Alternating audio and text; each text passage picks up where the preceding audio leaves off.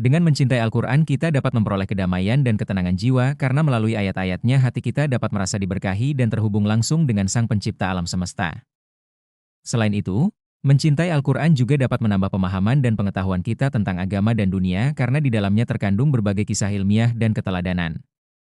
Keindahan bahasa dan retorika dalam Al-Quran juga dapat meningkatkan kecintaan kita terhadap seni berbahasa Arab. Al-Quran juga sebagai petunjuk dalam menjalani segala aktivitas dalam kegiatan kita agar selamat dunia dan akhirat dan juga sebagai penyembuh dari berbagai macam penyakit karena fitnah syahwat dan subhat. Inilah manfaat mencintai Al-Quran. Mengapa kita harus mencintai Al-Quran? Allah berfirman dalam Quran Surat Fathir 29:30. Sesungguhnya orang-orang yang selalu membaca kitab Allah dan mendirikan sholat dan menafkahkan sebahagian dari rezeki yang kami anugerahkan kepada mereka dengan diam-diam dan terang-terangan. Mereka itu mengharapkan perniagaan yang tidak akan merugi. Agar Allah menyempurnakan kepada mereka pahala mereka dan menambah kepada mereka dari karunia-Nya. Sesungguhnya Allah Maha Pengampun lagi Maha Mensyukuri. Quran Surat Fathir 29:30. Ibnu Katsir rahimahullah berkata, Qatadah, wafat, 118 Hijriah, rahimahullah berkata, Mutharrif bin Abdullah, tabi'in, wafat 95 Hijriah, jika membaca ayat ini beliau berkata, ini adalah ayat orang-orang yang suka membaca Al-Quran, lihat kitab tafsir Al-Quran Al-Azhim. Asy Syaukani, wafat 1281 Hijriah, rahimahullah berkata, maksudnya adalah terus-menerus membacanya dan menjadi kebiasaannya. Lihat kitab tafsir Fath Al-Qadir. Dari manakah sisi tidak meruginya perdagangan dengan membaca Al-Quran? Satu hurufnya diganjar dengan satu kebaikan dan dilipatkan menjadi 10 kebaikan. Abdullah bin Mas'ud radhiyallahu anhu berkata, Rasulullah shallallahu alaihi wasallam bersabda, siapa yang membaca satu huruf dari Al-Quran maka baginya satu kebaikan dengan bacaan tersebut. Satu kebaikan dilipatkan menjadi 10 kebaikan semisalnya dan aku tidak mengatakan satu huruf akan tetapi alif satu huruf, lam satu huruf dan mim satu huruf. Hadits riwayat Tirmidzi dan disyahihkan di dalam kitab Syahih Al-Jami, nomor 6469. Abdullah bin Mas'ud radhiyallahu anhu berkata, pelajarilah Al-Quran ini, karena sesungguhnya kalian diganjar dengan membacanya setiap hurufnya 10 kebaikan. Aku tidak mengatakan itu untuk satu huruf, akan tetapi untuk alif, lam, mim. Setiap hurufnya 10 kebaikan. Atsar riwayat Ad-Darimi dan disebutkan di dalam kitab Silsilat Al-Ahadits Asy-Syahihah, nomor 660. Dan hadits ini sangat menunjukkan dengan jelas, bahwa muslim siapapun yang membaca Al-Quran baik paham atau tidak paham, maka dia akan mendapatkan ganjaran pahala sebagaimana yang dijanjikan.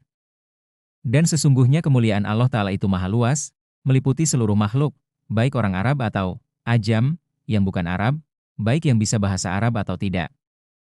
Kebaikan akan menghapuskan kesalahan. Sesungguhnya perbuatan-perbuatan yang baik itu menghapuskan dosa, perbuatan-perbuatan yang buruk. Quran Surat Hud 114.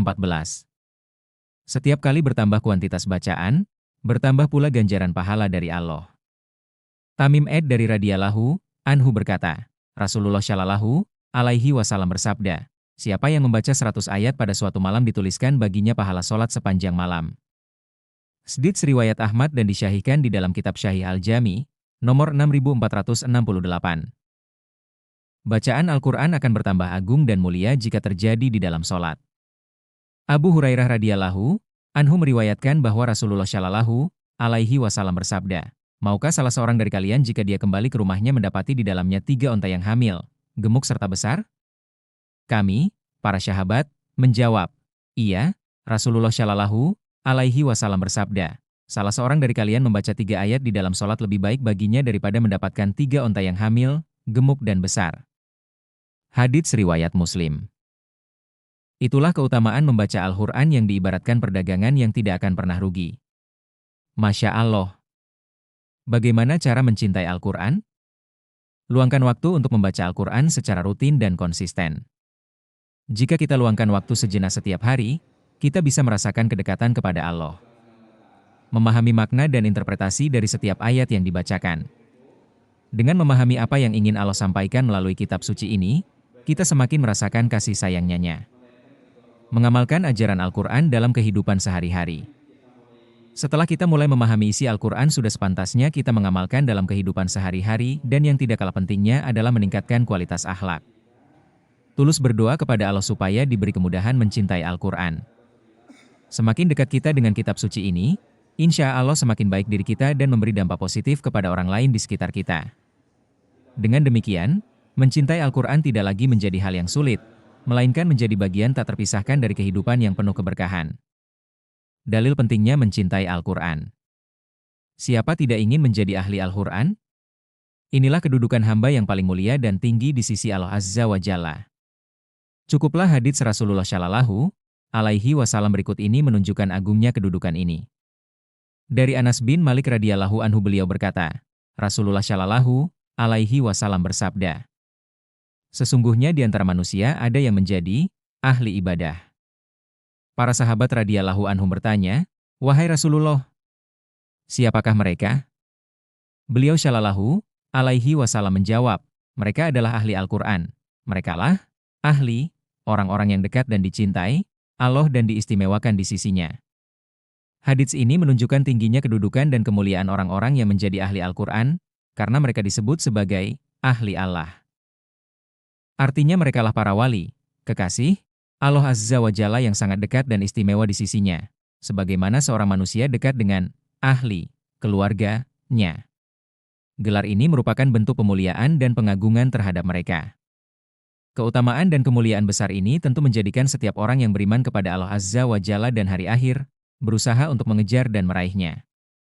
Apalagi Allah Azza wa Jalla telah menjanjikan bahwa Al-Quran akan Allah Subhanahu wa Ta'ala jadikan mudah sebagai petunjuk dan peringatan bagi orang-orang yang beriman, termasuk dalam hal memahami kandungannya dan meraih kemuliaan sebagai ahlinya.